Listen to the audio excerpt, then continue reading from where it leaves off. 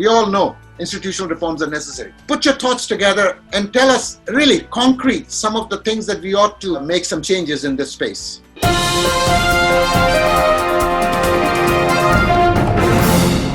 This reform, which is, I fully agree with you, is absolutely critical.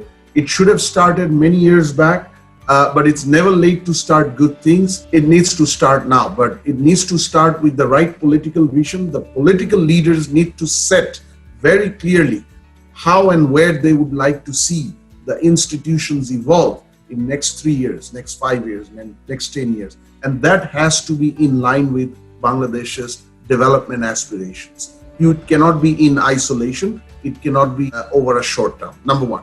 Number two, the mindset, we talked about that. The mindset needs to be progressive. I think as you try to do institutional reforms, what happens is in any country, you often take away two things. One, long established way of delivering business within government institutions. So it's a comfort zone for bureaucrats, you have to understand. Second, you also take away a lot of authority or maybe discretionary powers. So you do get pushback, sometimes willingly, sometimes subconsciously, from the civil servants who are actually in charge of delivering institutions' mandates, right? So the mindset of the civil servants need to be curated. Thirdly, what you're going to need is a lot of technology. That's something you mentioned in the context of, I think, taxes.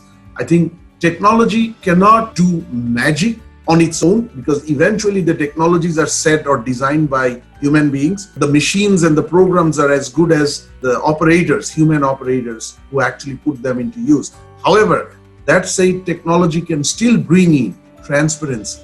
Technology can bring in efficiency. Technology can bring in integration or interoperability that is much needed in any government in the world. Finally, I would say the capacity of those who are going to actually not only deliver better institutions once they are reformed, but also who are going to actually deliver the changes in the institution that we're looking for, primarily the civil service. So there again, one has to consider the political economy within the institution. Big bang is necessary, but big bang perhaps, in one blow may not be practical.